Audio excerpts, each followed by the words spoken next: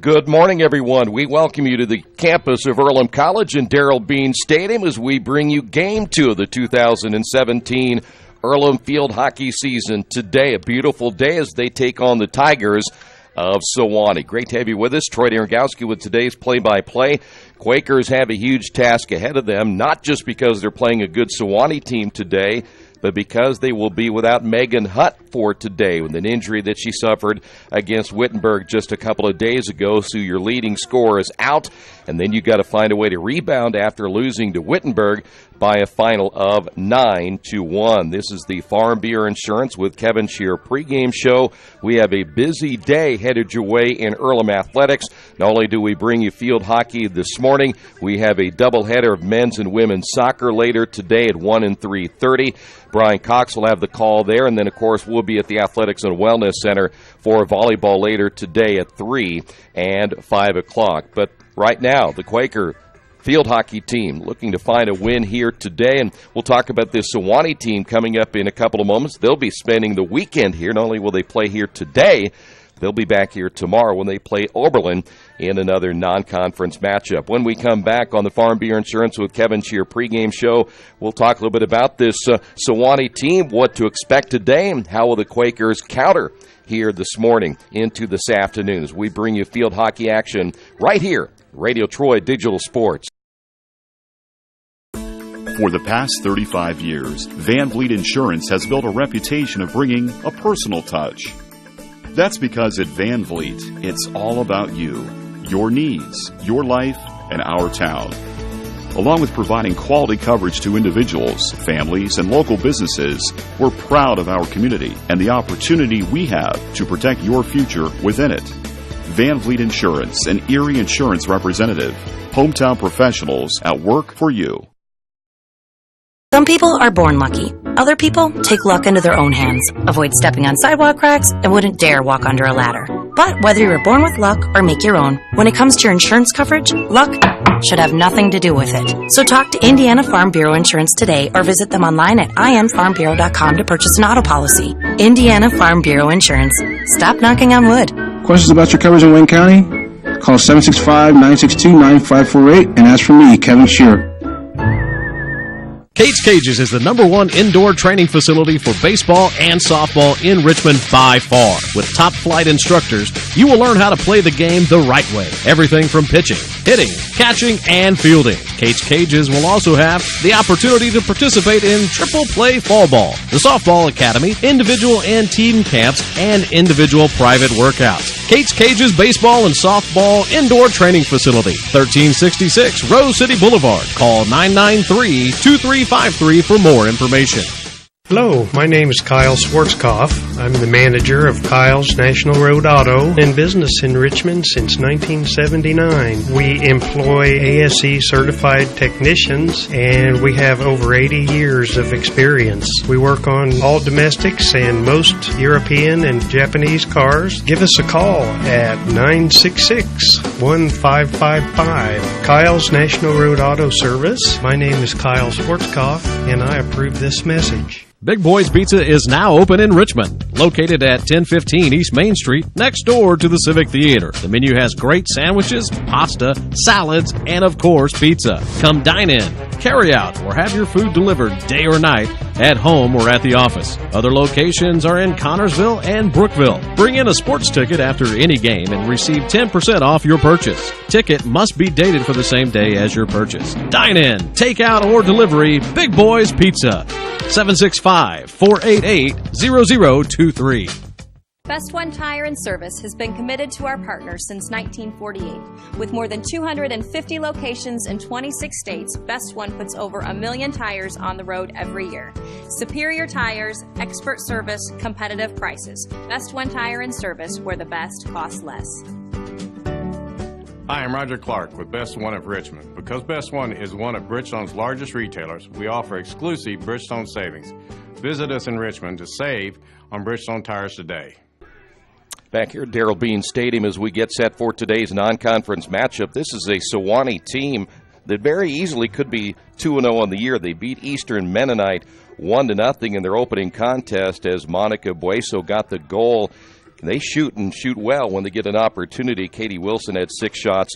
Rachel Bloom, 7 saves. They had 19 shots, 6 on goal in that matchup against Eastern Mennonite. Then they play a Roanoke team. They lost it 4-1, but they gave up 3 second-half goals in that contest, and so they played well early, just did not play both halves in that loss. Katie Wilson had the lone goal for the Tigers, and they ended up getting Virginia Berry with 3 shots. They were outshot, though, 31-6 in that contest, 5 corners on the afternoon. Roanoke ended up with 12 corners, so they averaged about 1 goal per game. The lowest scoring in the first 2 contests, but about 12.5 shots. We're anticipating perhaps a low-scoring affair here today, so certainly goalkeeping will be a huge key here today. Of course, the Quakers back to their matchup, if I may, for a moment. They lost to Wittenberg 9-1. They are outshot in that contest 27-3. The penalty corners were lopsided as well at 12 to the advantage going to Wittenberg. Maida Turling's got the lone goal for the Quakers, but again, the bad news for the Quakers, Megan Hutt injured in that game. She will not play in today's contest. So we'll see how the Quakers respond without Megan Hutt in their lineup here today. When we come back on the Farm Bureau Insurance with Kevin Shear pregame show, we'll give you the starters for both teams coming up in just a few moments. Stay right there. This is Earlham Field Hockey right here on Radio Troy Digital Sports. Since 1994, Beach Automotive has provided motorists in the Richmond area with comprehensive auto repair services that include car and truck care, alignment, brakes, tires, engine, transmission, and more. You'll be hard-pressed to find the same level of expertise that our auto mechanic specialists provide. For a high-performing vehicle, trust Beach Automotive.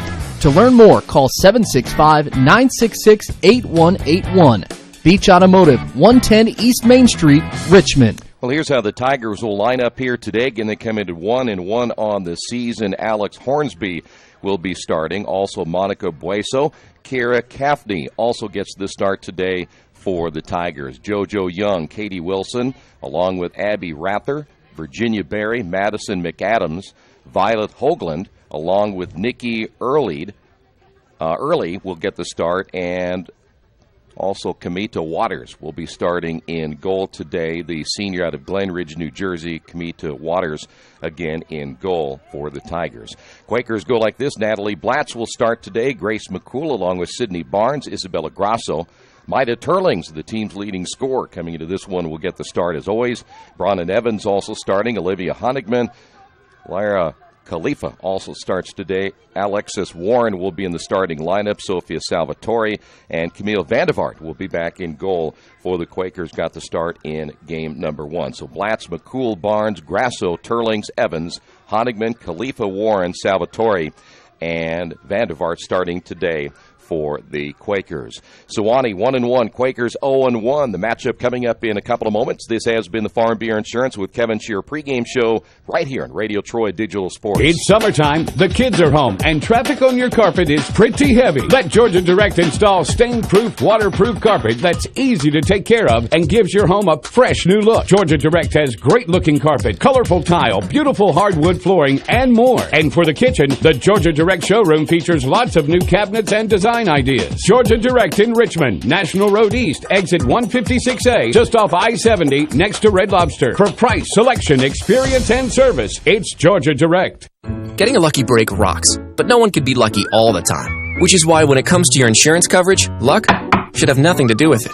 So talk to Indiana Farm Bureau Insurance, the company that believes great coverage starts with care. A cost-free consultation offered to anyone, Farm Bureau client or not, that allows agents to get to know you better so they can help you prepare better. Indiana Farm Bureau Insurance. Stop knocking on wood. Questions about your coverage in Wayne County? Call 765-962-9548 and ask for me, Kevin Shear.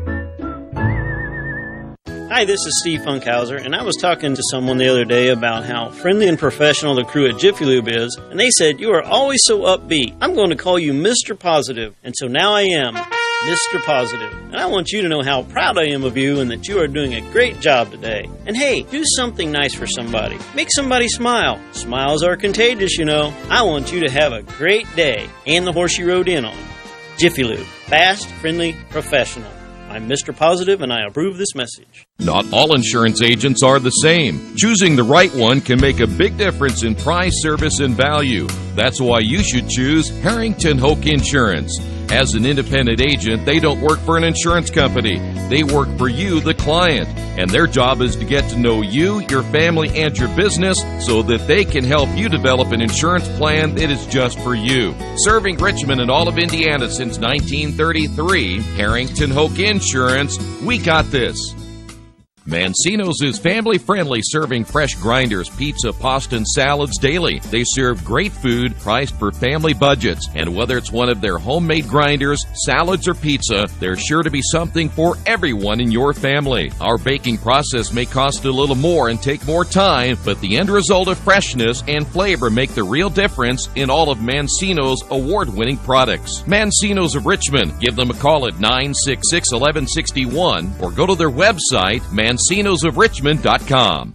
New Vision Sports is a training program that focuses on the training and improvement of this serious-minded athlete, including all ages and skill levels. From creating customized workout plans to providing ongoing motivation and support, New Vision strives to help you achieve your training goals. Their trainers use a variety of effective workout plans based on your specific goals. New Vision Sports, 977-5831, or go to their website, newvisionsports.com. That's New Vision Sports with a Z. As an internet service provider, Parallax Systems offers reliable residential high-speed internet service and business service. With a fiber backbone reaching over 150 miles, we have created a multifaceted delivery system. Our dark fiber leasing has proved beneficial to public and private sectors alike. Parallax serves Wayne County and surrounding areas. Parallax Systems, when speed matters, a division of Richmond Power and Light.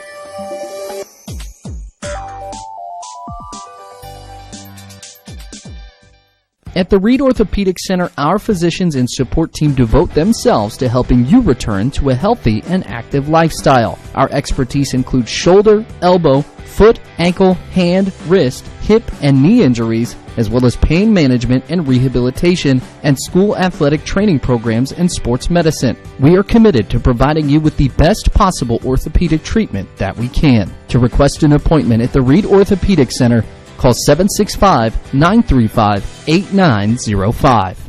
Our community. It's where we live. It's where we work. It's where we play. At West End Bank, we're not just in the community, we're a part of the community. And that's why we support over 100 programs for local nonprofits and schools, including our financial literacy program that positively impacts countless students throughout the area. You bank locally, so we give back locally to watch people grow with endless possibilities. We're back once again as we get set for the opening of this one here this afternoon, or in this morning into this afternoon. We'll be bringing you several games throughout the year here at Darrell Bean Stadium. We'll talk about that schedule coming up in just a few moments, as well as the Quakers and the Tigers set to go. Game number 2 for the Quakers in the 2017 season. We mentioned already the starters for both teams. Keep an eye on the 2 goalkeepers here today. Katia Waters out of Glen Ridge, New Jersey. She is a senior. And, of course, Camille Vandevart. How will she respond after giving up several goals in that opening matchup against Wittenberg just a couple of days ago? By the way, looking at this Sewanee team, again, they're 1-1 coming in. So far, they have in their 2 matchups not a whole lot of numbers to talk about. 25 shots. They've been outshot 51-25. Their shot percentage, though, is better at .80 than their opponents at .78. Shots on goal, 11 coming in. Their shots on goal average, though, down to 440 coming into this one here today. All right, here we go. Quakers and the Tigers. We mentioned Sewanee will hang around. They'll be back here tomorrow when they play Oberlin and then head back home. Quakers will be, as you see, they now start to come into your camera. The Quakers will be in their home maroon, and the Tigers in their traveling whites here this afternoon. Always say this afternoon, but this morning into this afternoon. 35-minute halves, and again, we'll keep an eye on things throughout the day, penalty corners and much, much more as we continue. Again, we have a full day today with soccer, volleyball, and field hockey here at Earlham College. So here we go. Quakers will get things underway. They'll be moving again and attacking right to left in this first half of 35, and once the official is ready to go. We are set to go as well. We'll see how the Quakers will respond here from an offensive standpoint, as mentioned, without their leading scorer here today. Quakers the other day played well early against Wittenberg, but again could not sustain their momentum once they gave up a couple of goals in that contest. They just simply, and again, losing Megan Hutt, you could tell they just kind of didn't play as well, but I thought their energy level was much better later in the second half. Quakers in the Sewanee zone. That whistle will be whistled against the Quakers on the foul. Looks like that one went against Bronwyn Evans, who's getting the start here today. Ball goes out of bounds on the far side. Quakers will now put it in play. Here's another play. I thought Alexis Warren, the freshman out of Lindenhurst, New York, played well, as the Quakers relying on several freshmen in their lineup against Wittenberg.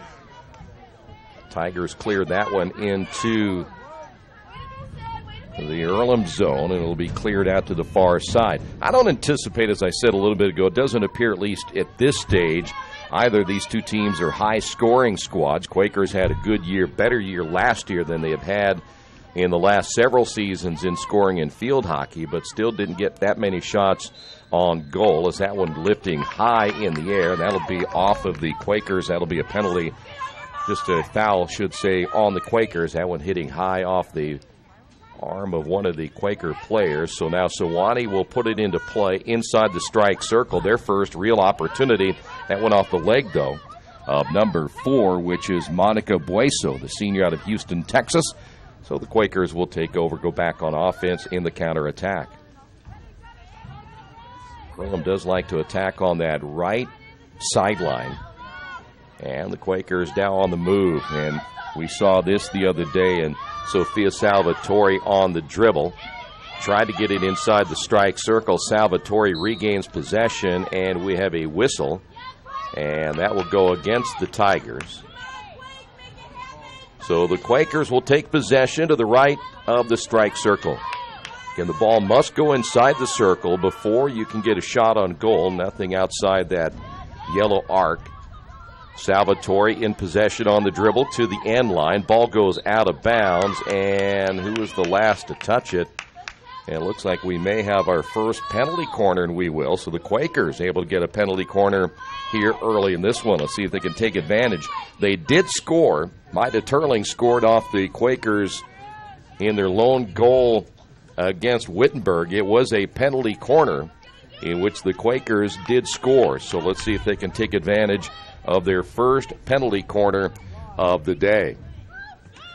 Quakers working off the hash mark left, winding up, firing, and missing on a great shot, and then Turling's back again, missing wide left. Turling's 2 attempts for the Quakers. Boy, that first one was a blitzed shot from the top. Got the rebound and nearly put it back in to give the Quakers the early 1-0 lead. See, the official will blow that one dead and bring the Tigers back to about the 16-yard line. And now the Tigers look to go on the offense, as that'll be against Earlham. Ball sent to the far side as Alex Hornsby out of Martinsville, Virginia, the freshman. A little bit wide of her stick, but last touched by the Quakers defensively. Earlham again working that sideline with Warren, able to come up with the steal, but the Tigers come back, and we'll go back and forth at around midfield. A battle for the loose ball, and that's whistled dead against JoJo Young. Tigers peel back defensively. The Quakers take possession.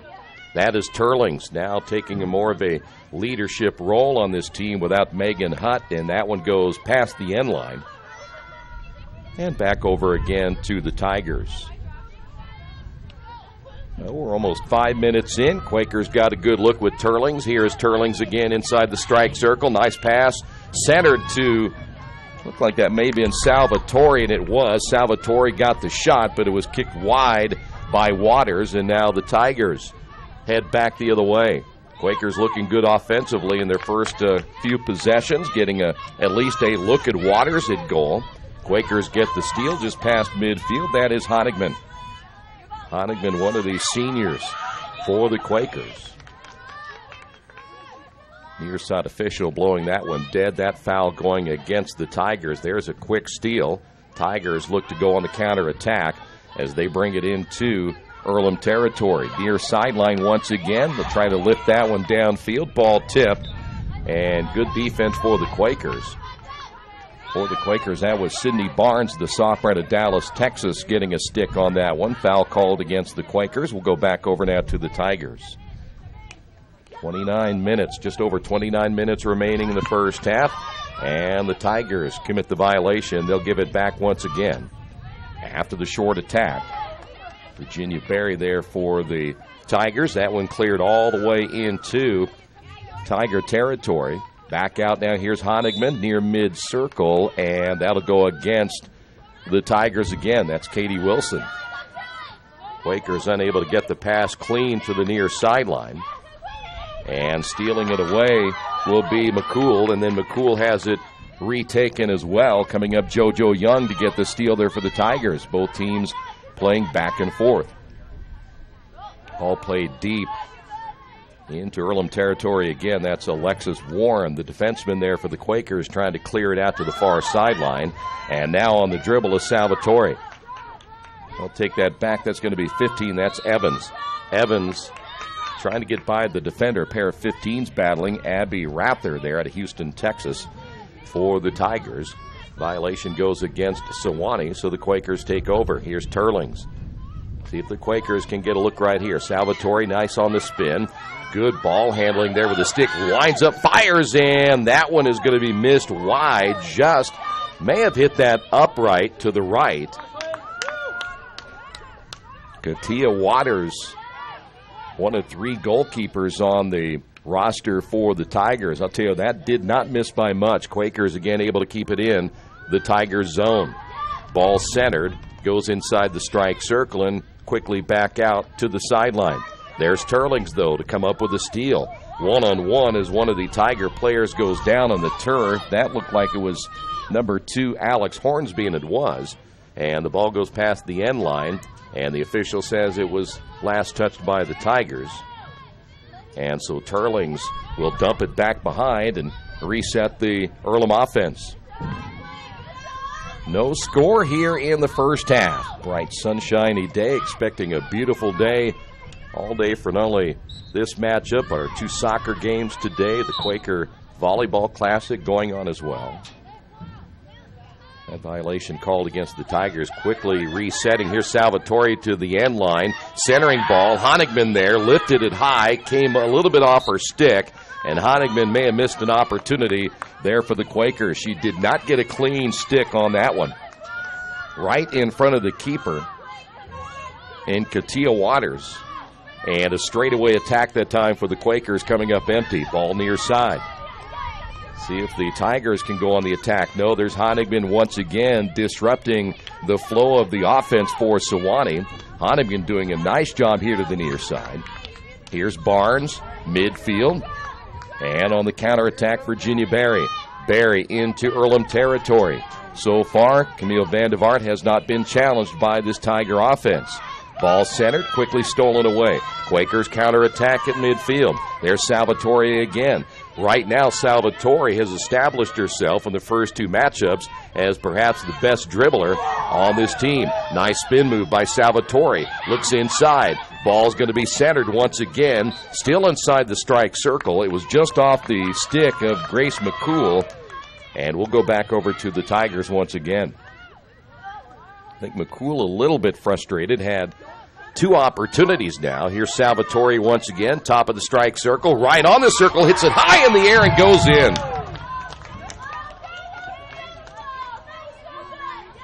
And they may wave that off because it was too high, so take that back. The Quakers will not score.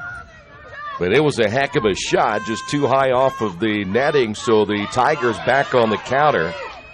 And now here is Hornsby. Hornsby in the strike circle, and Vandevart able to get a glove on that one, knocked that wide to the left. So again, no goal for the Quakers. We will see a change. Ellen Cooper coming in. Again, the the ball has to hit the black part in order to get the goal, as that one goes wide to the right on the shot attempt. I don't know if that was outside the strike circle or not. JoJo Young was very, very close. So now the Quakers go back on the counterattack, just under the 25-minute mark now in the first half, as we are 10 minutes into this contest. Here's Honigman to the near side. Honigman looking back to her right. Ball squirts past the 20. And there's Salvatore once again. If she gets a shot here, got to keep it a little bit lower, and the ball knocked away at the last moment. Good defense by JoJo Young for the Tigers. Ball kicked up the near sideline now, as that'll be Gaffney, but quickly stolen away by Laura Khalifa. Ball battled for. That'll go against the Quakers. Tigers on the attack once again. Outside the strike circle, looking inside. Ball knocked away. Good defense there by the Quakers. That is Natalie Blatz once again. And this time the right foot kicked away by Vandevart. And it goes past the end line to the near side. It'll go back over to the Quakers. Well, even though the shot didn't count by the Quakers, Sophia Salvatore, she really got a nice stick on that one. And the Quakers continued again, play better offensively than we thought they would. Inside the circle, see if the Quakers can clear. They do. This will be Sydney Barnes. Barnes to the outside. Salvatore again. Now watch her on the move. Salvatore here to the near side, able to control it with the right hand and the left hand on the flat side of the stick. And she did that one backwards as well while going forward. See, the ball has to be on the flat side of the stick. And Salvatore able to turn that one over with relative ease. Salvatore 1-on-1 near side, and they're going to say that's going to go over to the Tigers. Sometimes you're not quite sure what the official calls, but official saw something against the Quakers that time, as we'll have another stoppage of play. Quakers peel back defensively, ball back to midfield.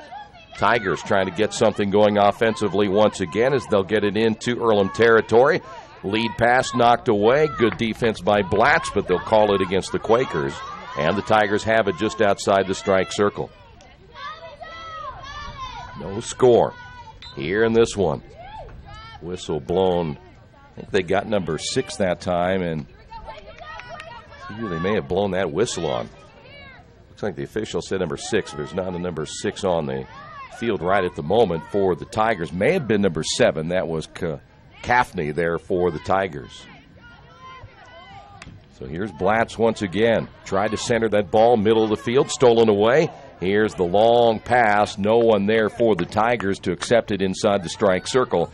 So it goes wide to the right. And the Quakers back on the counter. Earlham trying to clear it again to the near side. Not a good pass by Barnes. Ball stays inside the circle, now goes past the end line, and last touched by Sewanee. Well, Earlham's going to have to find a way. I mean, they've done it with Salvatore. They're going to find someone else to be able to get that ball up the field.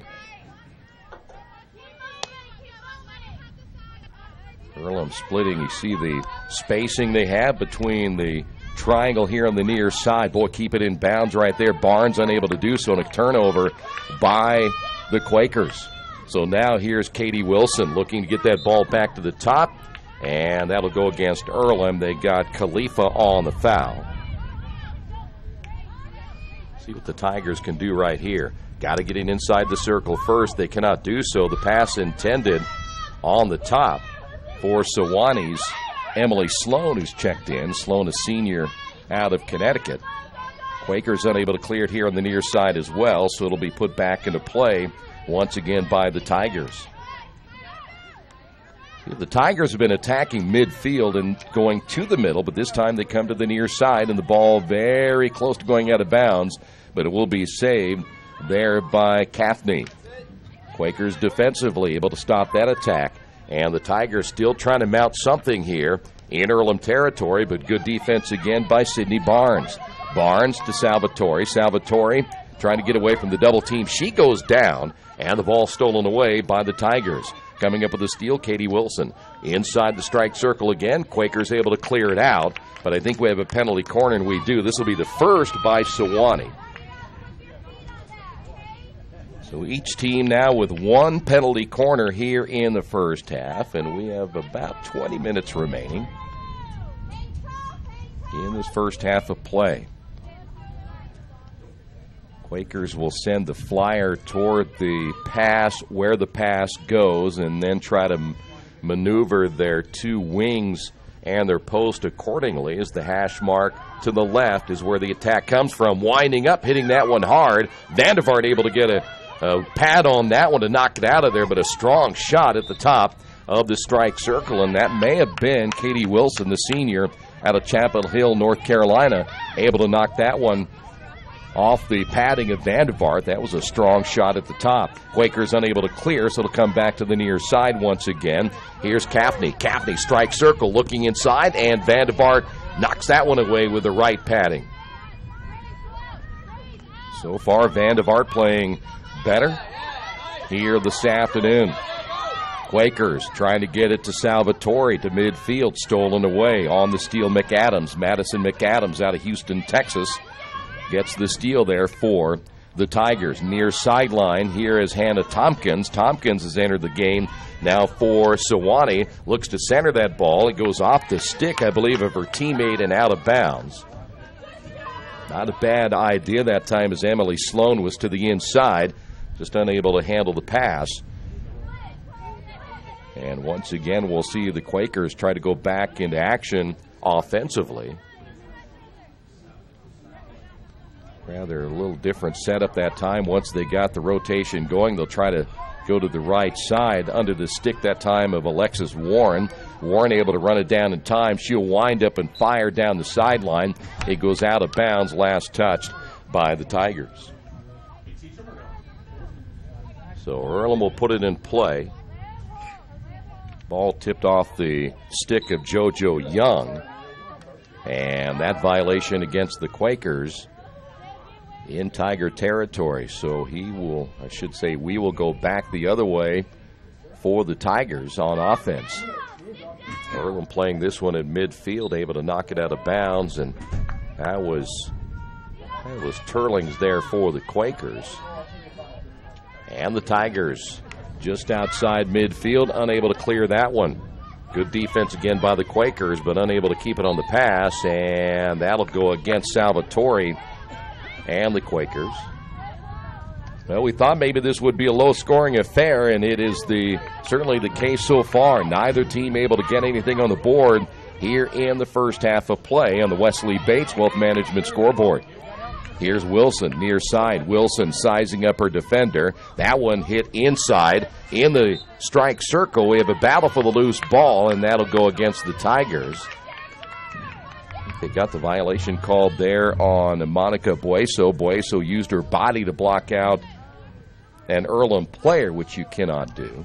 Everyone has equal access to the ball. Quakers near side, unable to control it once again. Too many passes going off the mark, and we see that the other way as that will go past the end line, and Earlham back on offense. Well, you can tell the lack of firepower on both these teams, at least this early in the season. Only the third game now for the Tigers. The Quakers just their second game of the year, and everyone's still trying to figure each other out as a teammate and what you can and can't do. Here's Honigman to the near side, and good defense by Sewanee. Able to knock that one out of bounds is Ellen Cooper. So now the ball up the near sideline. Quakers getting into Tiger territory. Salvatore has it taken away. Here come the Tigers once again. Here's Sloan. Sloan on the dribble, one-on-one, trying to get it by the defender, Khalifa. And the ball squirts away, and the Quakers get the steal. Here's Alexis Warren. Quakers try to push it up that right sideline. Tigers thwart that attack. That's Abby Rather. Again, the freshman out of Houston, Texas, able to get a stick on it and force it out of bounds as we're coming up on the 15-minute mark. So we're nearly 20 minutes into this contest.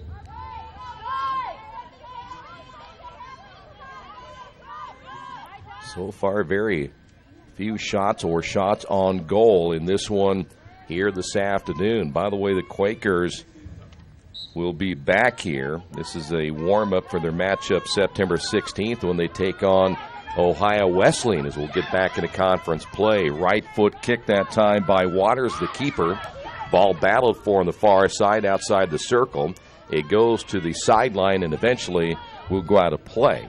And the Quakers will take over. That's Isabella Grasso. I believe that is number 10. Grasso there for the Quakers. Earlham. Here's Turlings. Turlings tried to flip that one by the defender, McAdams. It goes out of bounds. Not a bad thought, just couldn't get it by her.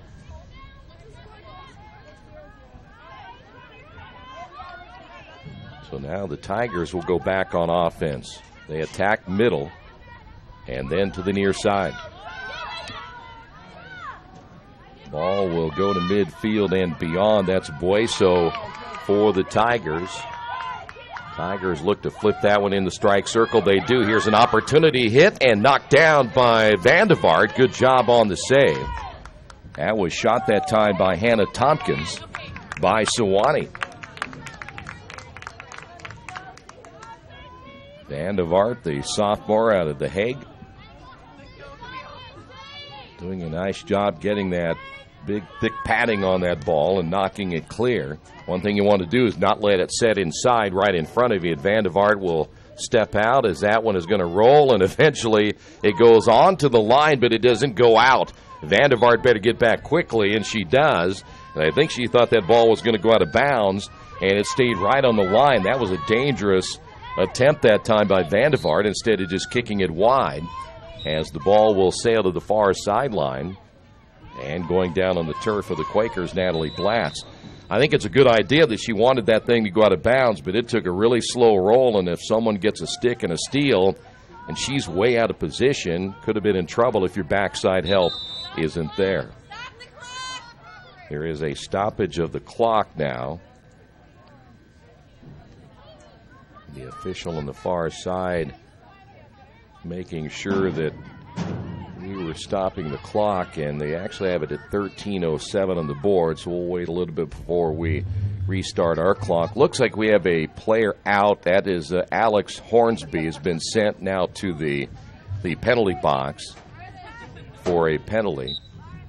So she will sit down.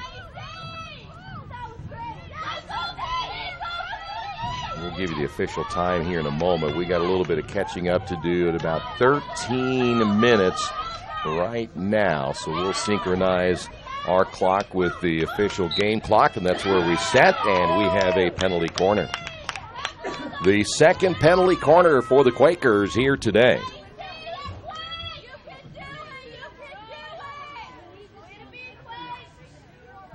See where the Quakers, if they're working on the left or the right, they'll go to the left. Now, right now, they have Salvatore at the top and Turlings at the top. Let's see which one of those two will receive. It has to go above the strike circle, then back in before you can get a shot attempt. And they will go to the top to Turlings. Turlings, Salvatore to the right. Back to Turlings. Turlings backhands, and it goes wide to the left, and it may have gone off the stick as well of Sydney Barnes. But, boy, they had the goalkeeper, Waters, shifted to her left. And Earlham just about got the first goal of the day. That's a pretty good play. Might even be better, but Salvatore didn't handle that pass very well, at least from a clean standpoint from Turlings. Quakers able to get a steal away as the Tigers unable to mount their offensive attack. Here's the return by Blatz, takes it all the way to midfield, looking to her right, goes by Grasso, and out of bounds as the Quakers turn it over. Well, at halftime, we'll give you the first half numbers. Won't be a whole lot, at least to this point, to talk about offensively, but both teams battling here this afternoon in this non-conference matchup. Quakers would love to get a win right here. Here's Salvatore. Here's Salvatore again, and a nice dribble.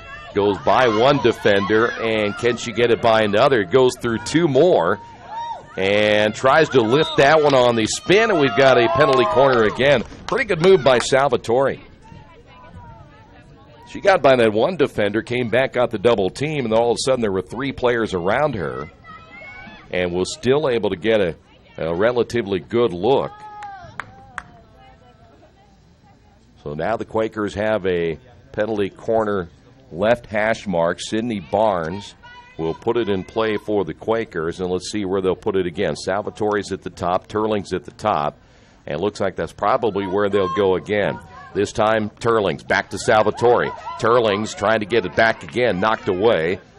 Here is the kick back inside by Warren, and the Quakers unable to do anything with their 3rd penalty corner of the day. A little give and go between Turling's and Salvatore. Played well defensively by the Tigers. Did the dribble up the near sideline. Tigers trying to get into scoring position as well. There's a good look at Virginia Berry, the senior out of Greensboro, North Carolina. Quakers called for the foul, and once again, the Tigers will work it down inside. Got to get it out of there. Vandevaart with the left padding, and that will go off the leg. I think that might have been Alex Hornsby, had that one hit off her leg, so go back over to the Quakers as we've gone into the 10-minute mark here in the first half.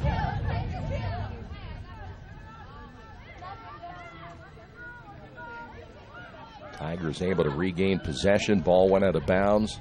We really got to take care of the ball at this point, especially when you're considering that both teams, very low-scoring teams. Every possession is going to count, especially if you get into that second half and there is still no score.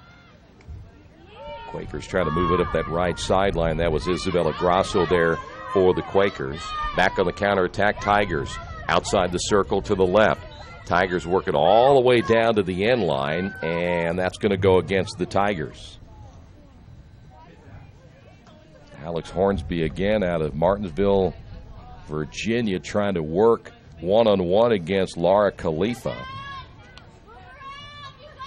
Now you see the spacing right there. The Quakers have one back. That is Barnes. Will they try to go that way? No, they're going to try to force it in between several defenders. Probably not the best decision inside the circle. Here's the centering pass. Goes behind, but it may have been a stick by Barnes that enabled that one, or at least enabled the defense to get back and stop the attack.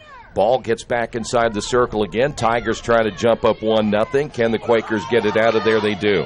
That'll be Barnes near side. Again, the Tigers regain possession. Quakers come out of it with Khalifa, and a whistle and a violation going against the Tigers. So again, Earlham takes over, and not a very good pass here to the near side, but Earlham will keep it. Dangerous pass as stepping in to get the steal was Katie Wilson there for Sewanee. Really have to be careful in your own zone if you're going to give up that ball like that. And that'll go against the Quakers there, so Sewanee will take over. And they'll place it, you see it right there, putting in play will be Katie Wilson. Ball tipping high, top of the strike circle. Now an opportunity here for Sewanee once again. Vandevaart coming out, and does she get the stop? Yes. Boy, she doesn't get the stop right there. Virginia Berry was there, may have had a look at it along with Alex Hornsby. Ball cleared back to midfield. Tigers with the turnover. Cleared all the way down and will go out of play. And the Quakers will take over once again. In the lineup now for Sewanee will be Madison McAdams. They make a change. Coming out of their lineup will be Ellen Cooper. And Earlham again looking to go back on offense. They have not, in their last couple of possessions, and not being able to clear it out of there, and they don't clear it again in the strike circle, but in between the legs that time of Hannah Tompkins. Boy, she turned and was anticipating a shot before she got a clean look at the ball, and Tompkins turns it over. Quakers with 4 white jerseys there, and that's Natalie Blatz trying to get it out of there, couldn't do so, and the Tigers will take over on offense.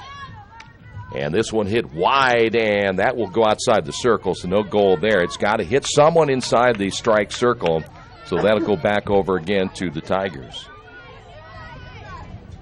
Quakers had a look early. Salvatore hit it well, but hit it into the netting. It's got to hit the black part. That takes away one opportunity. But now the Tigers, here's another attack inside the circle, taken away quickly by Alexis Warren. And the Quakers again survive another attack, that time by Sewanee. The thing that concerns you right now, Quakers don't want to give up a goal here late in the first half, but Sewanee's attack is picked up simply because the Quakers did not pass out of their own zone. Here's Salvatore on the dribble on the right. Salvatore one-on-one, trying to get it by the defender. Coming up will be Madison McAdams. Salvatore able to get it by the other defender, takes it to the end line. Centering pass intended that time for McCool, and quickly stolen away by the Tigers. Now Sewanee back on the counterattack. Earlham's going to have to get their defenders back quickly as there are three different players for Sewanee heading the other way. Ball takes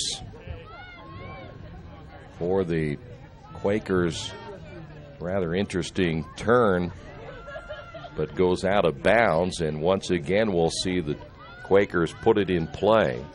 Here's Salvatore inside the circle. Nice dribbling. Can she get it by another defender? Double teamed. Sticks coming in, and it goes off the arm of Salvatore. Boy, she has really done a nice job in her first two games of controlling the ball. Quakers again. He inside the circle, goes wide to the right. And Earlham back on the counterattack. That's their best offensive possession they've had in a while. That is Laura Khalifa there for the Quakers. Ball comes back to midfield. Tigers back on the counterattack. Just over 4 minutes remaining. Now into the Earlham zone. Coming back, nice hustle. And I think that may have hit the hand of Natalie Blatz, and if that's the case, we have a penalty corner for Sewanee, and we do.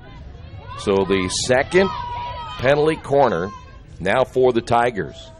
Well, that's unfortunate simply because Natalie was hustling back, did a great job getting back on defense. Tigers will work it here to the near side. Virginia Berry off the hash mark right.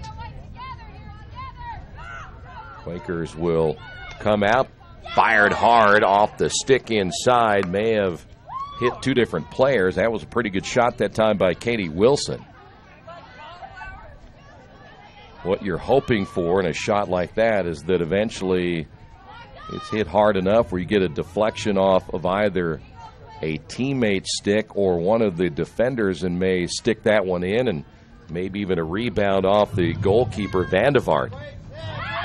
Stolen away by Salvatore. Here come the Quakers. Salvatore draws that double team again. Tigers able to get the steal at midfield. Honigman will come up with it and look to dump behind and see if she can set the offense from behind, as that'll go now to Maida Turlings. Right sideline, kept in bounds. Salvatore again, and unable to get it by the defender, but a whistle and a violation called on McAdams.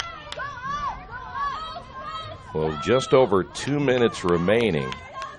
This may be the final opportunity here for the Quakers.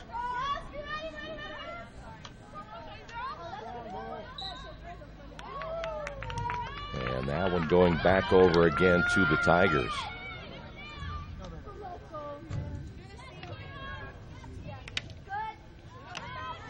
Ball back to midfield. Tigers, near sideline. That was Virginia Berry working it once again to Kaufney, and the shot no good. Once again, Quaker is able to take it away. On the steal is Natalie Blatz. Under 2 minutes to go in the first half.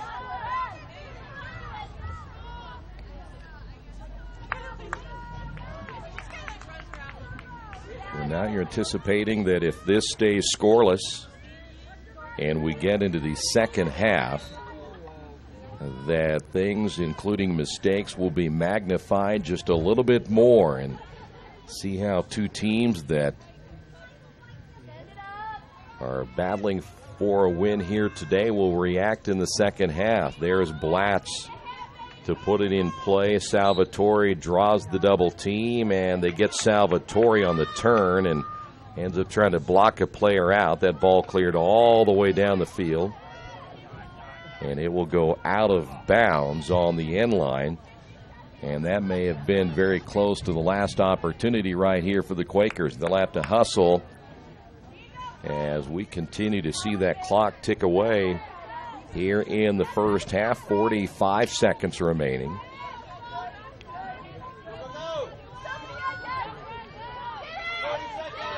Quakers get it back to Salvatore.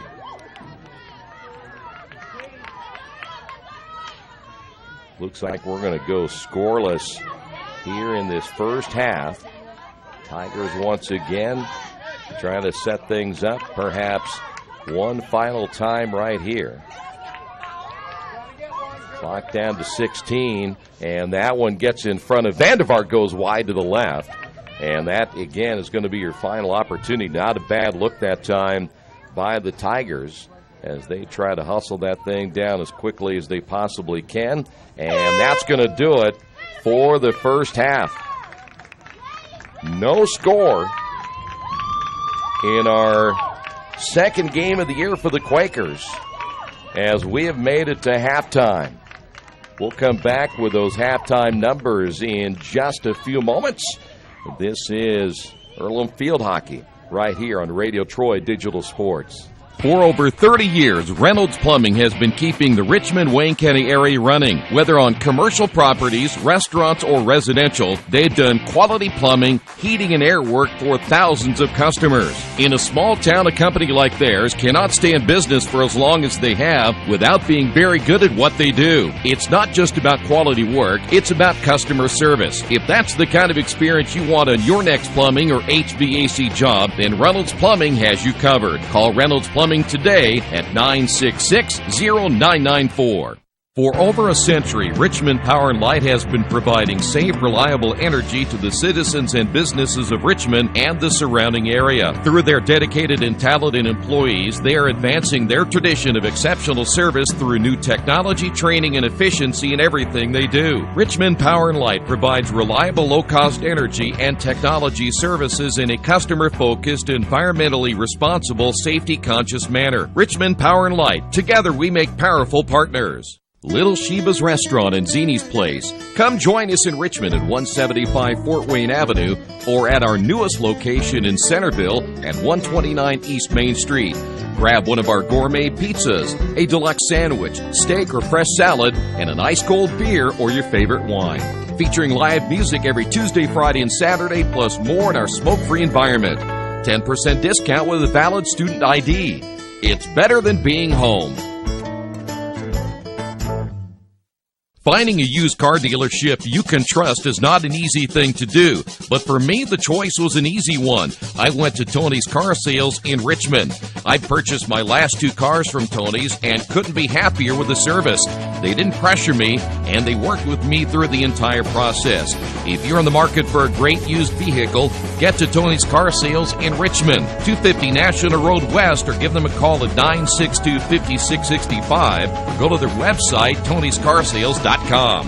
At Square Donuts, we take our donuts seriously, and apparently so do our customers. Square Donuts is by far the #1 donut shop in Richmond. At Square Donuts, we bake our donuts, cinnamon rolls, long johns, and many other varieties fresh daily. Donuts became our family tradition and business in 1967, and we've continued through 3 generations. Square Donuts in Richmond has 2 locations, including 1241 Northwest 5th Street and 3637 East Main in the Hoppy Jeweler Plaza. Square Donuts of Richmond. We never cut corners and never will. Summit Computer Systems is a full-service computer manufacturing and support company founded in 1997. They partner with businesses and individuals to provide computer systems, hardware service, support, design services, high-speed wireless internet, network design, and more.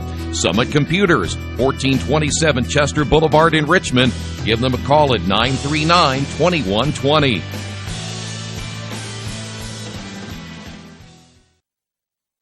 Finding a used car dealership you can trust is not an easy thing to do, but for me, the choice was an easy one. I went to Tony's Car Sales in Richmond. I purchased my last 2 cars from Tony's and couldn't be happier with the service.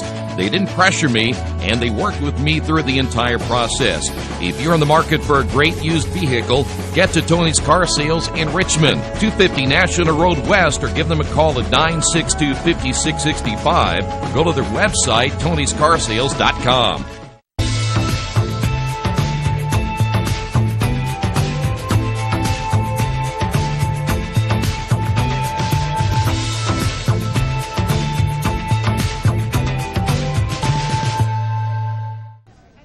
Back once again here at Darrell Bean Stadium on the campus of Earlham College. No score here at halftime. We kind of anticipated it would be a low-scoring affair here today, and that's exactly what we are seeing. Your first-half stats brought to you by your Richmond area Subways. Each day of the week, you can get a different 6-inch sub with no artificial flavors or colors, only $3.50. Every Monday, it's the sweet onion chicken teriyaki, Wednesday, the turkey breast, and Saturday, the Black Forest ham. Treat yourself at Subway, 4 locations in Richmond and Hagerstown. Subway, eat fresh. Well, here's the first-half numbers. Shots in the first half. Earlham with 6. Sewanee with 5. There were just 5 total penalty corners. There were 3 by the Quakers and just 2 by Sewanee. And then each team had 3 saves in the first half as well. Quakers were led in shots by Maida Turlings with 3 and Sophia Salvatore with 3. And on the other side, leading the way was Katie Wilson.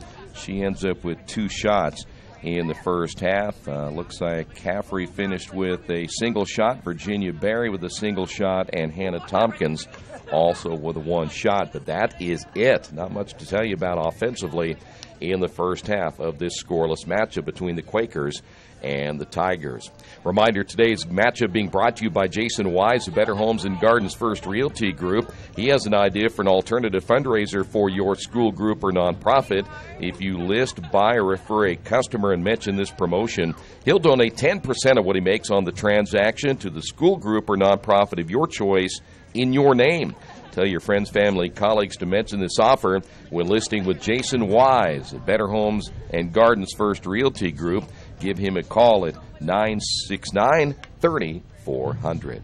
We will see what adjustments have been made as we get ready for the second half between the Tigers and the Quakers and the Wesley Bates Wealth Management scoreboard. No score.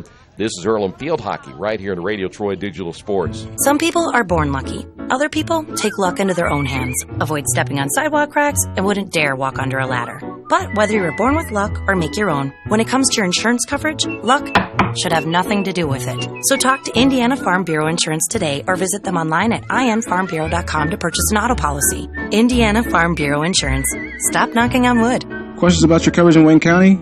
Call 765-962-9548 and ask for me, Kevin Shearer.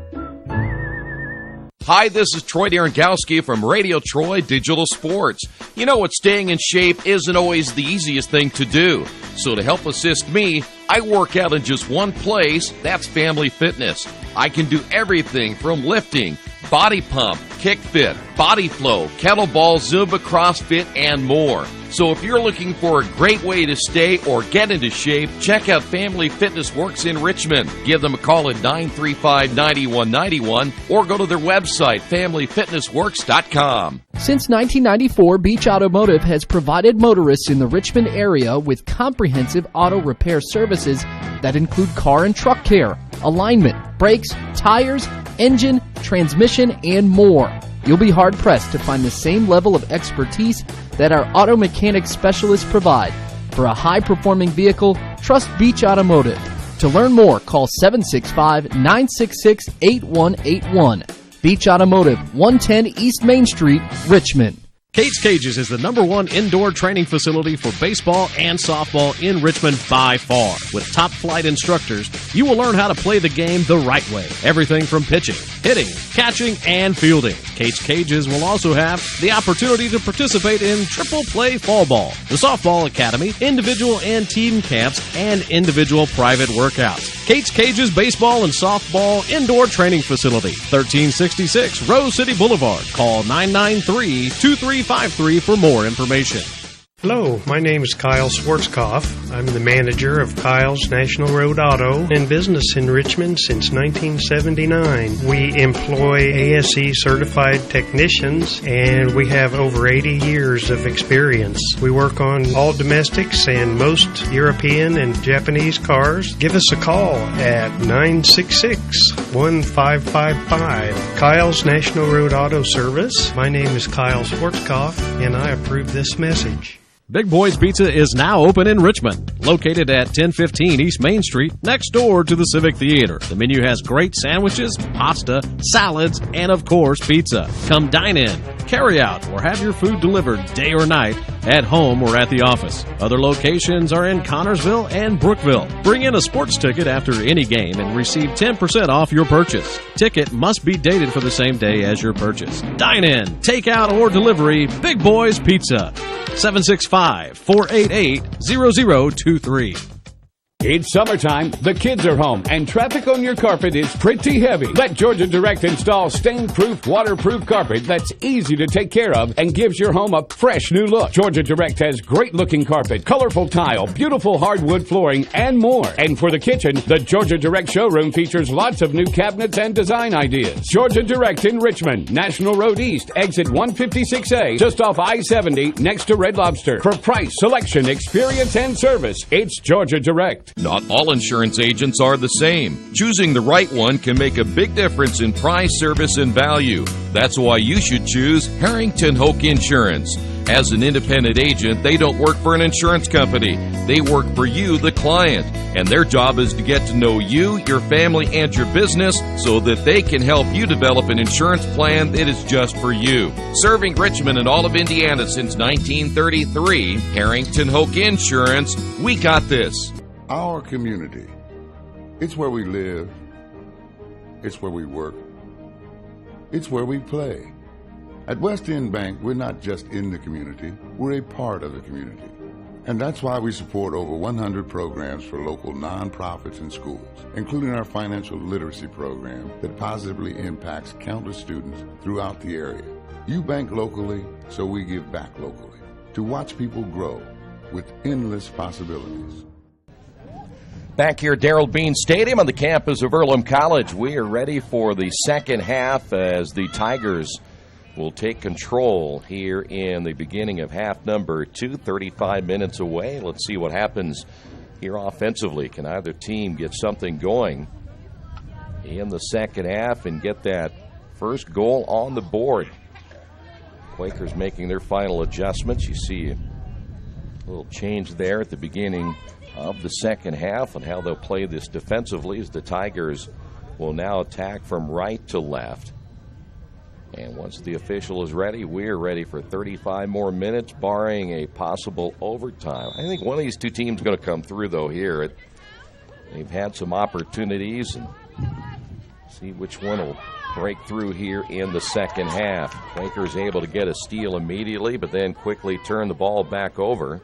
Back in the starting lineup is Bronwyn Evans.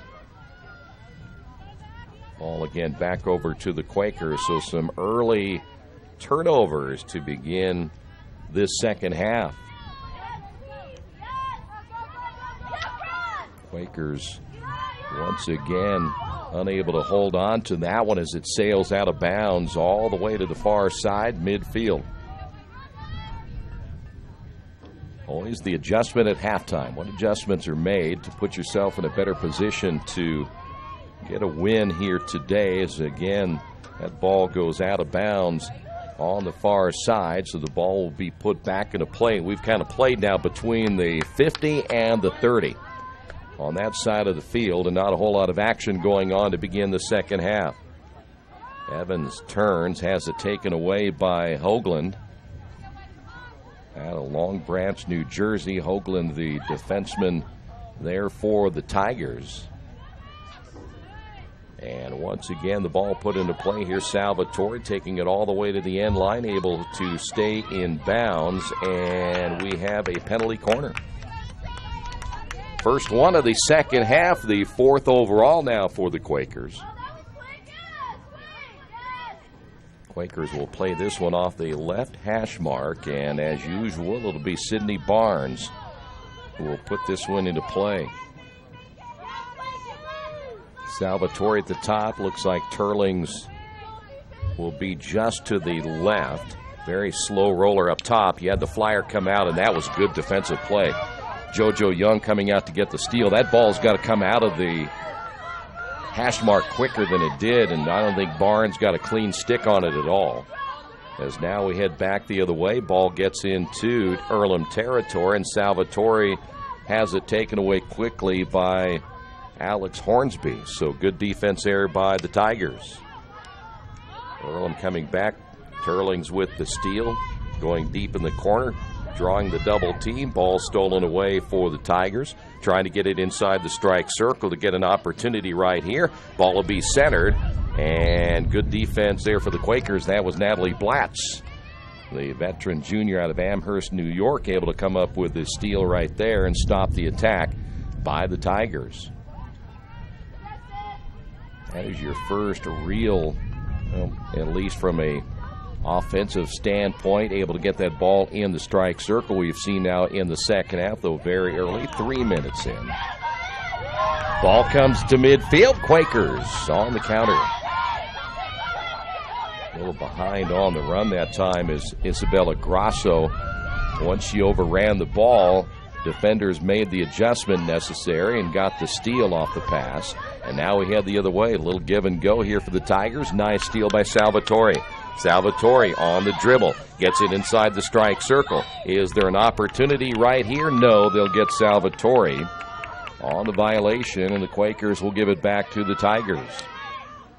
Ball near side, no one there. I think that pass was intended for JoJo Young, but Young did not advance up the field the way that Early had hoped for. That's Nikki Early. Quakers unable to handle that one. We'll go back the other way. Very few shots here in this one today, and appears that may be the case in the second half. Who's going to draw first? Here's an opportunity, but stolen away. Nice steal by Alexis Warren. That may have left Vandevart pretty vulnerable back there if that one gets through, but good defense by Alexis Warren. Quakers back on defense, and we have a whistle, and that will go against the Quakers. Whistled against Laura Khalifa. Tigers in the attack right at the strike circle, and that goes just a little bit wide. We have a penalty corner here for the Tigers. This will be number 3 now for Sewanee.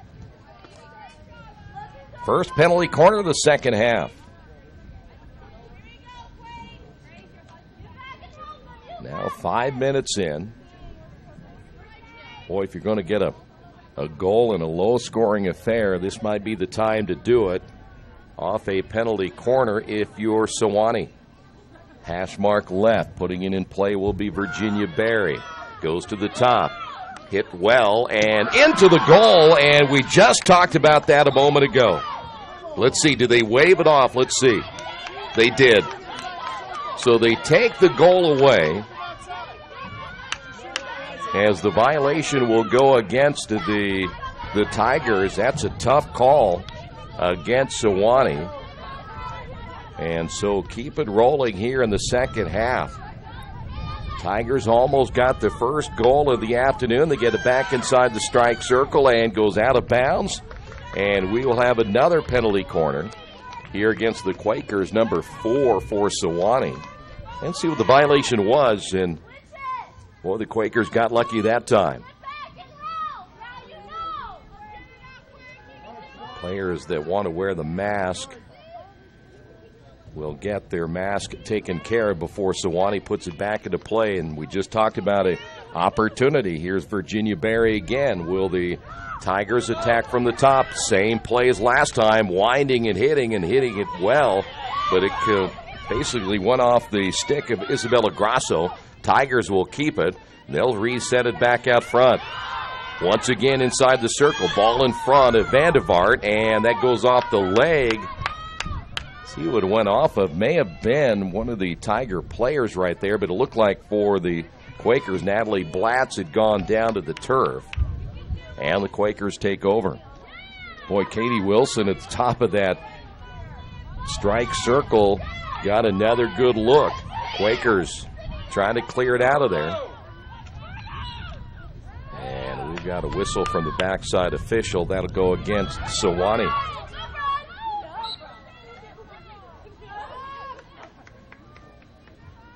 Quakers again will retake possession in midfield. And again, not very clean passing on this possession, though the Quakers keep it. That is Honigman to the far side. She draws another double team. By the way, Tigers doing a pretty good job getting the double team as they try to continually stop the Quakers on their counterattack. That was Violet Hoagland on that far side there for the Tigers. Quakers put it in play at around the 40. And it goes by Salvatore. And now a battle for the loose ball, and they're going to get Salvatore. That's hard to tell from here what that violation was, if they thought that she was playing a little too physical or not. But Salvatore, I thought, played that one well. Here come the Tigers. Back on the counterattack. On defense for the Quakers, Natalie Blatz able to get the steal. Here come the Quakers. Blatz generally not known as a good dribbler, at least from a standpoint of what we see Salvatore able to do, but doing a nice job here to the near side. The pass will hit off the hand at that time of Blatz. Tigers regain possession, but they waste it right there. There for the Quakers, Alexis Warren. But now the Tigers, they have a 3-on-1 break. Ball inside. Can they get a look as Vandevart got out of position? It goes out of bounds. Unable to save it will be Kaffney. Boy, they had Vandevart way out of position. Get a centering ball right there. Somebody in front of the net. Opportunity to get the first goal of this matchup here today. But Tigers have missed some opportunities here in the second half.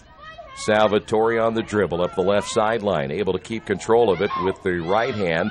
Now to the end line, and boy, that one I thought went out of bounds, and it did. So Salvatore takes it all the way to the end line, but unable to keep it in play. And so now the Tigers will take over, and we have a whistle. One ball squirting loose, so we have a loose ball that someone will have to run down eventually. It, by the way, is still in the field of play, so hopefully they'll get that one out of there. Here come the Tigers up the right sideline, try to go on the counterattack themselves. They'll get in at Earlham territory, but back there for the Quakers, Natalie Blatz, able to steal that one away, and they'll blow that one dead against Kaffney once again for the Tigers. No score, just over 25 minutes remaining in this one. Ball goes out of bounds on the far side. Quakers keep it. Earlham needs a look. They have not had the same opportunities so far here in the second half as the Tigers have had. But boy, you go back to the goal that was taken away, in which Sewanee scored on the penalty corner, but the violation took that goal away, and otherwise we may have been at 1-0 Sewanee. Tigers unable to keep a hold of the possession again. Quakers come back with Isabella Grasso. Ball inside the strike circle, and we've got a penalty corner again. So Sewanee now with 5 penalty corners. Quakers with 4. And Sewanee had success early on a penalty corner, working it off this left hash mark, and they'll put it there once again.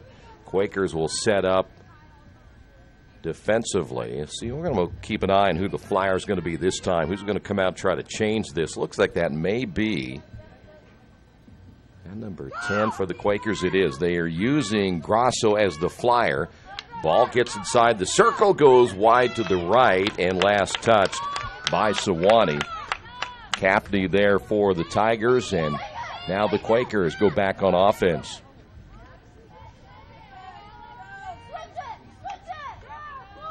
Earlham trying to advance that one to Salvatore. They'll take that back. That's going to be Evans. Evans unable to control it. And again, we'll go back the other way. Tigers into Earlham territory. Here they come again. They get it inside the circle, and that went off the leg of Virginia Berry, so the Quakers able to come back with it quickly. They want to advance it as fast as they can. That one well hit, but a little bit slower than they'd hoped. And here's Salvatore. 3-on-2 break. Salvatore just to the right of the strike circle and has it knocked away. Good defense by Virginia Berry. And a penalty corner. A little question on that call is coming over to talk about that will be Nikki Early. And so the Quakers will have their 5th penalty corner of the day as well.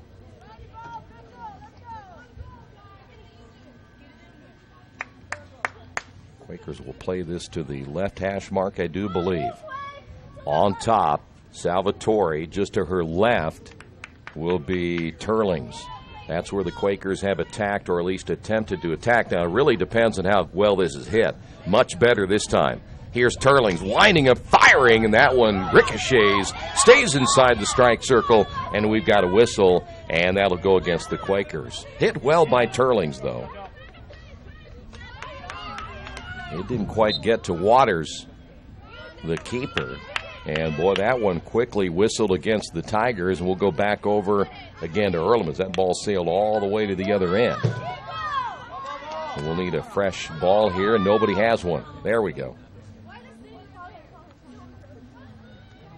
I knew there was one loose down there somewhere, picked up a couple of possessions ago, so now the Quakers. Here's Turlings. Turlings will decide to back it up, bring it back in. Good stick control. Here's Salvatore inside the circle, double teamed, and able to spin away, lifting high off to the left, unable to keep it low enough, and the ball goes out of bounds as that was Grace McCool there for the Quakers, racing toward the end line along with Violet Hoagland there for the Tigers. Where will they place this one? Outside of the 25-yard line. And the Quakers able to play it once again inside the circle. Here's Salvatore. Has a teammate in front of the goal. Coming out and trying to stamp on that one like it was a fire was Katia Waters.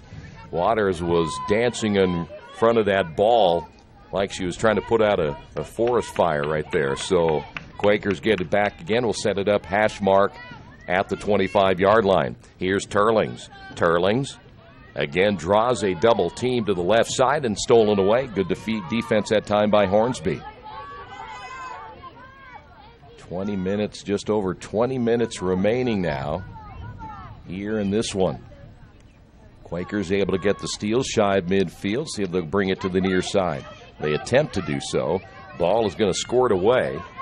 And winding up and whiffing on that one was Isabella Grasso. She was trying to clear that as hard as she could, just missed it. And then topping that one is Bueso. Bueso tried to hit that one as well and just hit the turf first, or hit the top of the ball and just didn't get it clean. Here's JoJo Young. She'll wind up and hit that one into the strike circle. Be careful right here, and able to get it out of there was Sydney Barnes for the Quakers. And that'll go all the way to the far side. Will it stay in bounds? If loose, in fact, a 50-50 ball available there, and they'll say it'll go over to the Quakers. Well, every once in a while, you'll see somebody like Grasso wind up and fire and miss, and a lot of times when they miss, they lose their entire balance. They're trying to hit it so hard.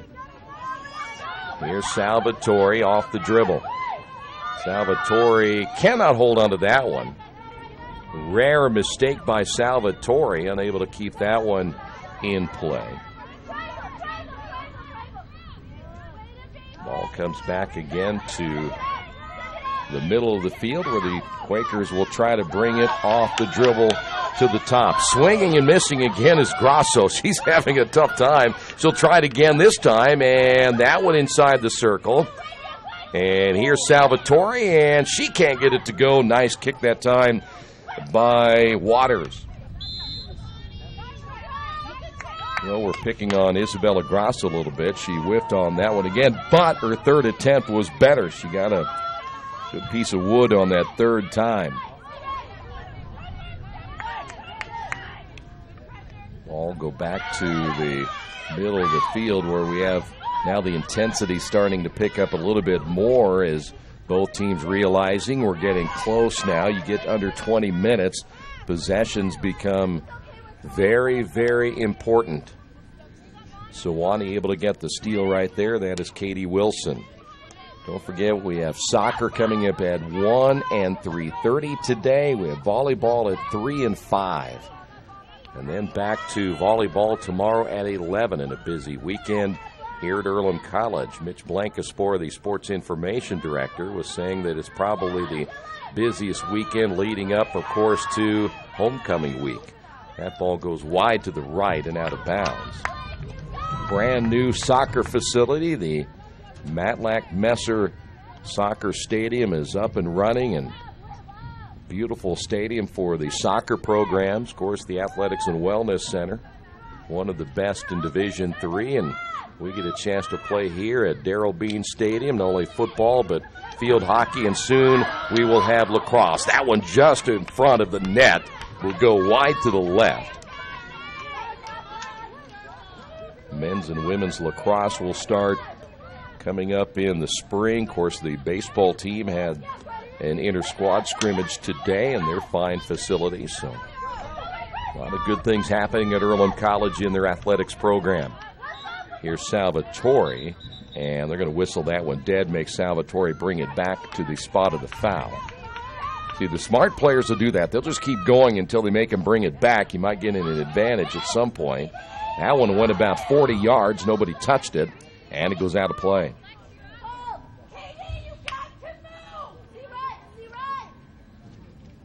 So now the Quakers, they have made another change. Looks like we have Kudzai Mushana Gandhi is coming to the lineup now. We have not seen Musha, or Kudzai, I should say, for the first half and most of the second half, so she's now in the lineup. Quakers not hitting that ball clean. I'm looking back at Sydney Barnes. She tried to get that one off her stick. It was not a good hit at all. Tigers once again trying to find an opening themselves to get it up the field, and nothing there. Eliza Griffin has come in now for Sewanee. There's the Quakers. That is Turlings. Turlings will work it down in the corner now to McCool, and that's off McCool, and the Tigers take over.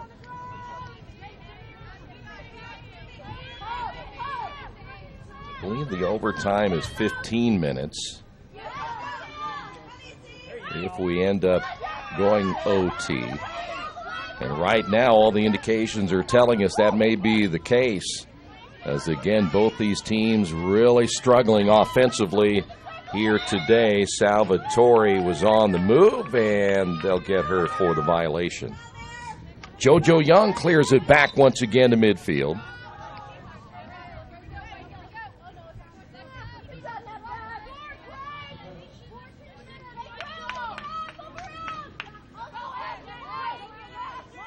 Quakers set that one up at the hash mark 35. Let's see if they can get something going here. Ball inside the circle, but nothing there for Kudzai. She couldn't get a stick on it, so the ball now will sail to the far side, and here come the Tigers.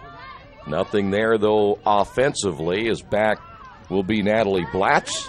Tigers get the steal. Now a chance. Blatz in the circle. Can she clear it hard enough? No.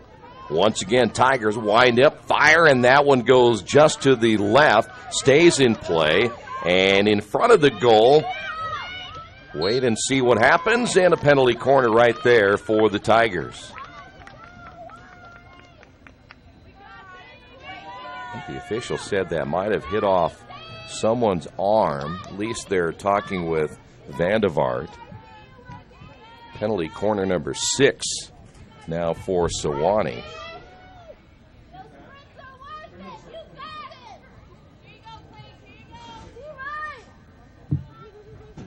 They'll work at hash mark left. Once again, putting it in play will be Virginia Berry. At the top, firing and going high off the ricochet, and I'm not sure whose stick that might have hit inside. Looked like it may have been Hannah Tompkins there for the Tigers.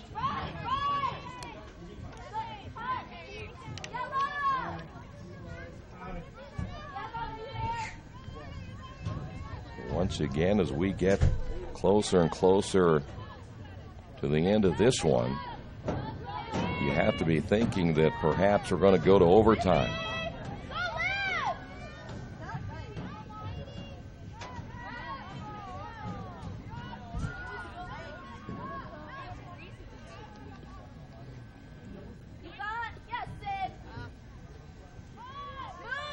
See, the Quakers put it in play there to the far side. Nothing, though. Once again, Earlham unable to get it through that Tiger defense. You got to be careful if you're going to pass that way. Tigers steal, get it inside the strike circle, but waiting behind is Natalie Blatz. Stolen away. Tigers once again in front of Vandevart, and that'll go against the Tigers.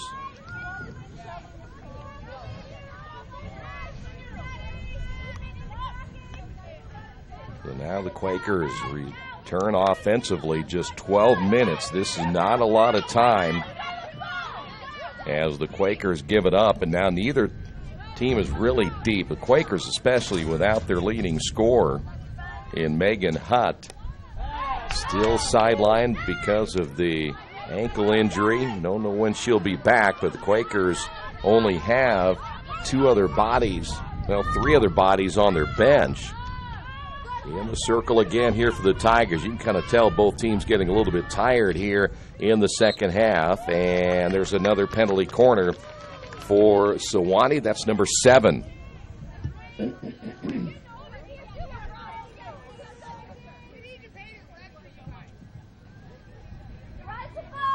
is Virginia Berry who will put it in play. Tigers have been working at the top with Katie Wilson. That's the one they try to get it to the most.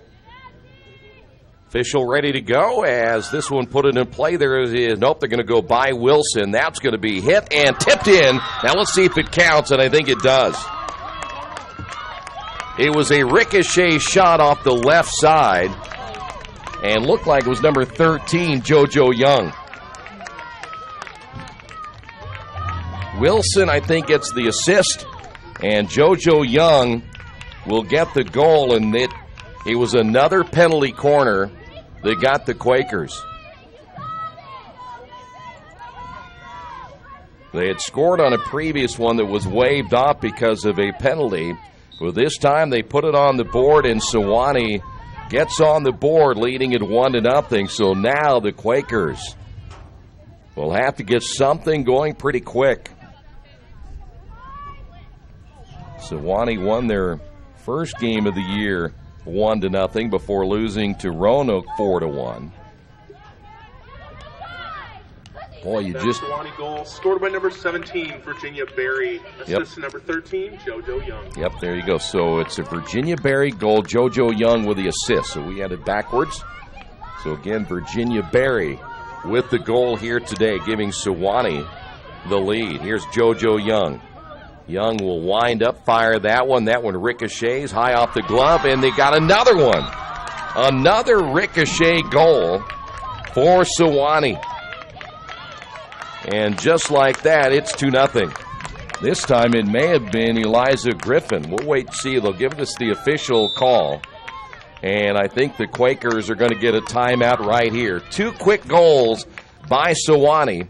And we have just over 10 minutes remaining in the Quakers behind the 8 ball here in the second half. This is Earlham Field Hockey and Radio Troy Digital Sports. Since 1994, Beach Automotive has provided motorists in the Richmond area with comprehensive auto repair services that include car and truck care, alignment, brakes, tires, engine, transmission, and more.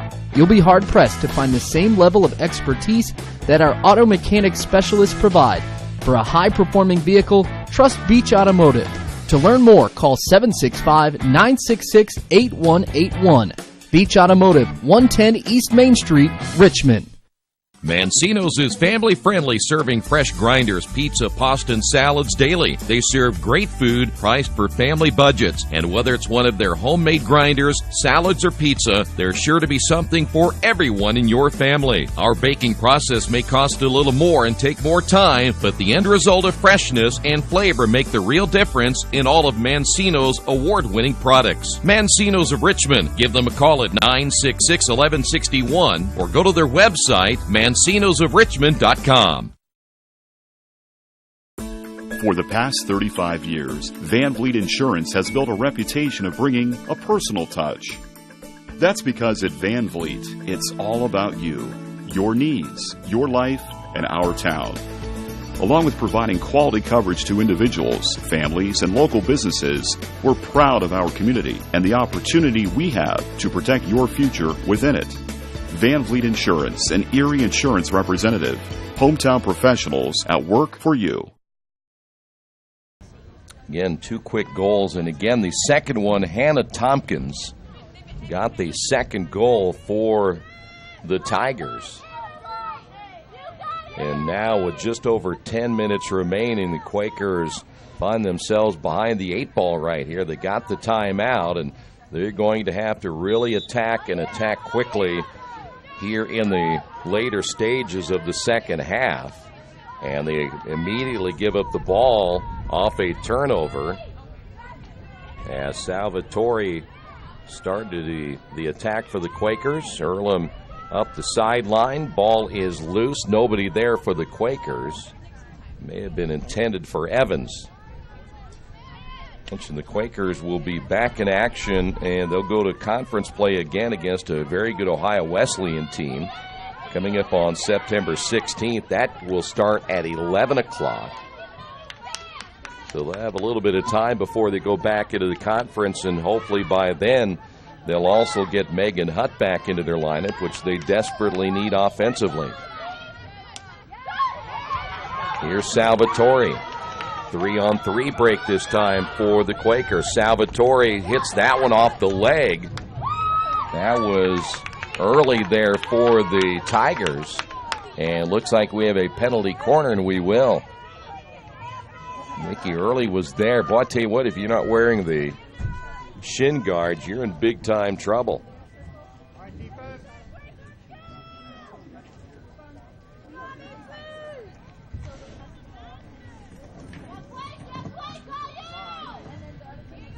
Now the Quakers will work that off the hash mark to the left. Here's Turlings. That one hit high in the air. That one again ricocheted. May have been a JoJo Young there off the deflection and in front of the net. Can the Quakers get a look? The centering ball again. Salvatore, no. And we've got another penalty corner. Number 8 now for the Quakers. Kudzai Mushagandi was there for the Quakers, just couldn't make the turn.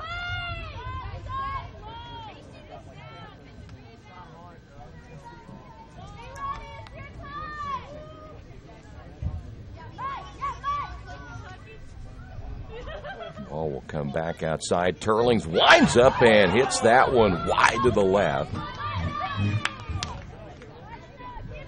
Turlings was holding her stick high in the air. I think she thought that went in, but it was definitely wide to the left. And so now the Tigers, if you're the Tigers right now, you just play ball control. Try to keep it as much as you can in the Earlham zone and force the Quakers now to hurry even more, and you're in pretty good shape to come out of here with a win. Ball will go past midfield. And now you're at 7 minutes remaining. Quakers need 2 quick goals. Salvatore, there's nobody there. She has one on her left. That's Evans. Salvatore will take it herself, and the Quakers badly outnumbered right here as the Tigers able to come back defensively, but still Salvatore got into the strike circle, and there's another penalty corner. That'll be number 9.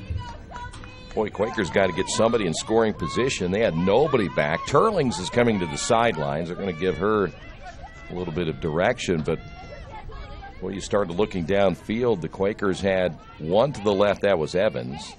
Kudzai was to the near side, but she was trailing the play by about 7 or 8 yards. And Salvatore was kind of left out on that island by herself. Quakers wasting some valuable time right here getting this play set up off of the penalty corner. And this again for the Quakers will be Sydney Barnes. Here's Turlings. Turlings winding up, firing, and this one high in the air, went off the padding of Waters. And we will do it again, another penalty corner. Number 10.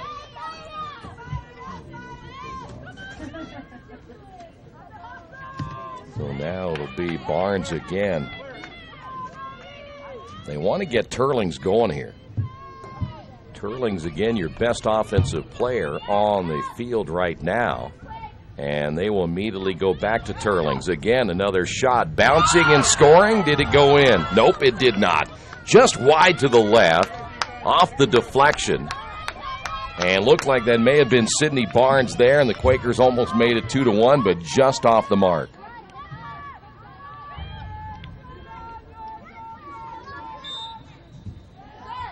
I won't go against the Tigers, and I was thinking here, the Tigers, again, all they have to do right now at 5 minutes is possession field hockey. Player goes to the turf, and again, another save. Salvatore off the shot. Ball top. And the Quakers get a look right here. A really good fight for a loose ball, and we have a penalty corner. Quakers 3 in a row. Now, this is where you got to score. Need something right here. That is now the 10th penalty corner for the Quakers. Boy, you got to hurry here, ladies. You've got 4:26, and you're wasting 30 seconds just getting this set up. Turling's coming back. She'll be at the top. And let's see where they'll play it. Got to go to Turlings. There she is. Turlings will go to Salvatore, lifting, and no. Well, not a bad idea that time. The focus on the flyer came out toward Turlings, and a quick flip off to Salvatore to her left, but couldn't get a good look. Ball comes back out to the 25, where the Quakers will set things up again, but time is a huge factor. Oh, the Tigers got a nice takeaway that time. That's Hornsby. Took it away from Salvatore. But the Quakers come back with a steal for themselves. Boy, you got to pass better than that. That one to the middle of the field. Grasso couldn't get to it. Quakers, a huge turnover right there. Now, here's where the Tigers can waste a lot of time.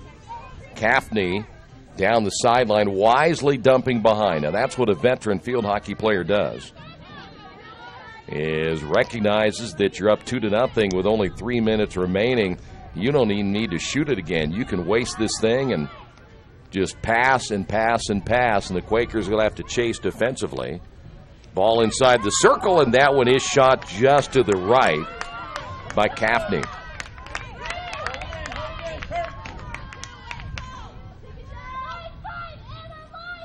Well, the Quakers in danger of falling to 0-2 on the season.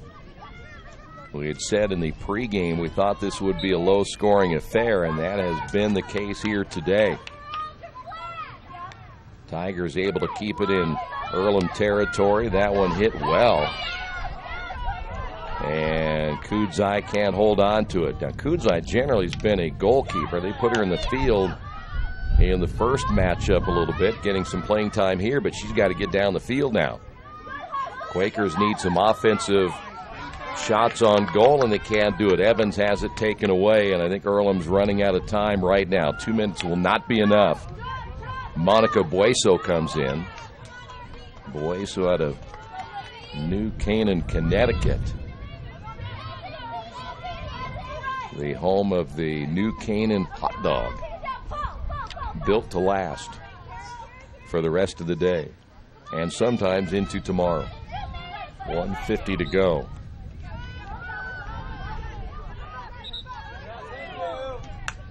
Of course, you have Eliza Griffin out of Stonington, Connecticut.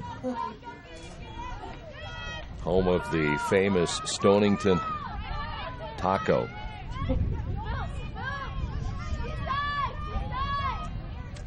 That taco's made to get rid of later, if you can. 124, that's the question, though. Can you get rid of it?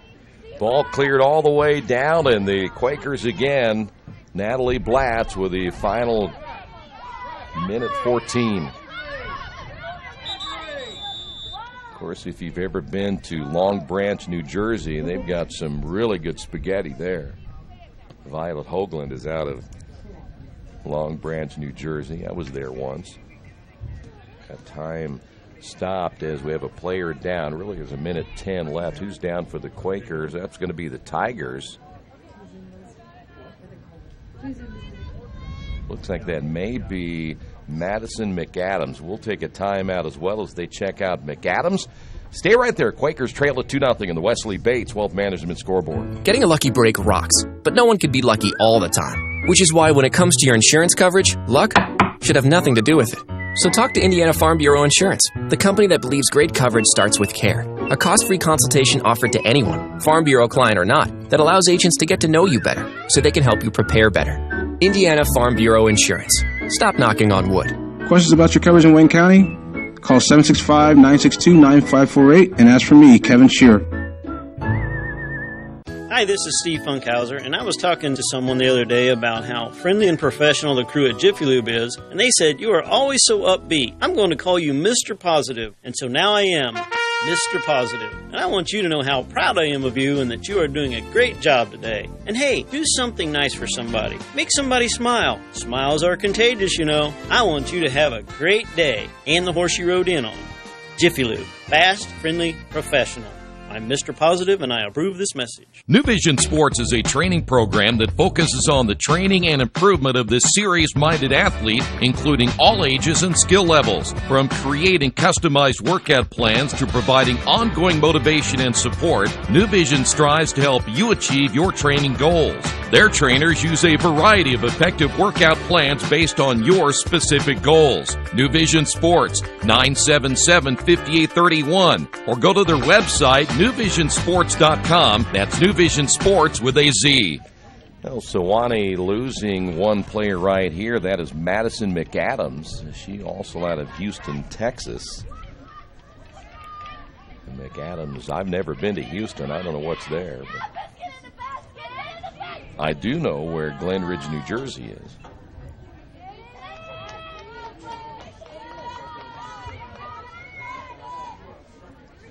Tigers will have possession once we get started once again.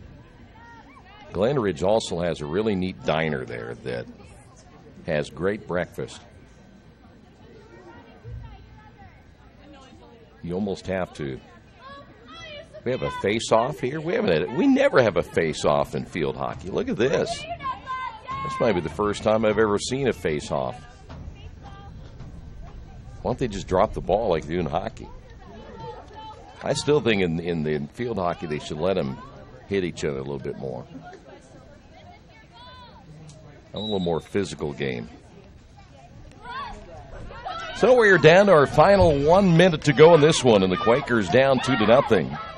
Tigers take away is Kathy there for Sewanee. Quakers Turlings will look ahead to Salvatore, and the Quakers just couldn't get anything going offensively here today. Second straight matchup in which they have scored just one in their last one.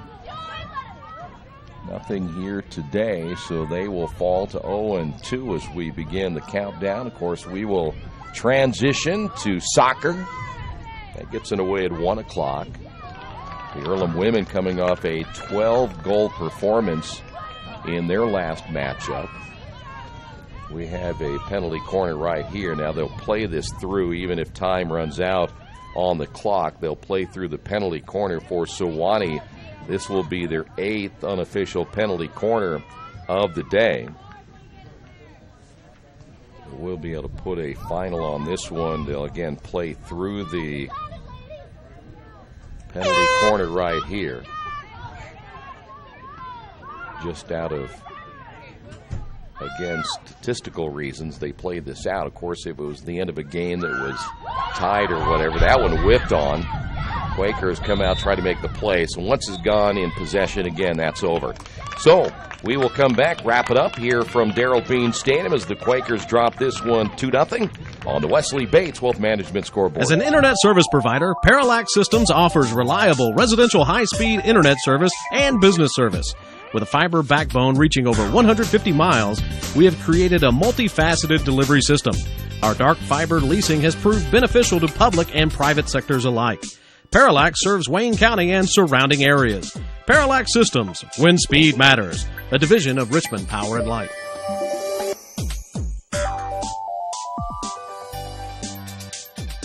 At the Reed Orthopedic Center, our physicians and support team devote themselves to helping you return to a healthy and active lifestyle. Our expertise includes shoulder, elbow, foot, ankle, hand, wrist, hip, and knee injuries, as well as pain management and rehabilitation and school athletic training programs and sports medicine. We are committed to providing you with the best possible orthopedic treatment that we can. To request an appointment at the Reed Orthopedic Center, call 765-935-8905. For over 30 years, Reynolds Plumbing has been keeping the Richmond-Wayne County area running. Whether on commercial properties, restaurants, or residential, they've done quality plumbing, heating, and air work for thousands of customers. In a small town, a company like theirs cannot stay in business for as long as they have without being very good at what they do. It's not just about quality work, it's about customer service. If that's the kind of experience you want on your next plumbing or HVAC job, then Reynolds Plumbing has you covered. Call Reynolds Plumbing today at 966-0994. For over a century, Richmond Power and Light has been providing safe, reliable energy to the citizens and businesses of Richmond and the surrounding area. Through their dedicated and talented employees, they are advancing their tradition of exceptional service through new technology, training, and efficiency in everything they do. Richmond Power and Light provides reliable, low-cost energy and technology services in a customer-focused, environmentally responsible, safety-conscious manner. Richmond Power and Light. Together we make powerful partners.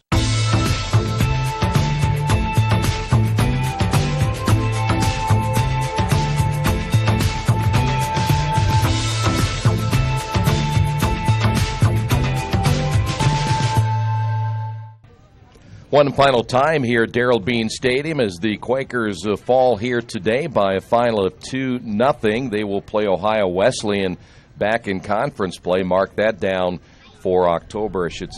How about September the 16th? And that's an 11 o'clock start time, and we'll have it for you right here on Radio Troy Digital Sports. A reminder again, we have women's soccer coming up at 1 o'clock, men's soccer at 3:30, volleyball at 3 and 5. So still a lot of things happening the rest of the afternoon here on Radio Troy Digital Sports. Quakers 0-2. Sewanee, they improved to 2-1. Your final score 2-0. Thanks for being with us. This has been Earlham Field Hockey right here on Radio Troy Digital Sports.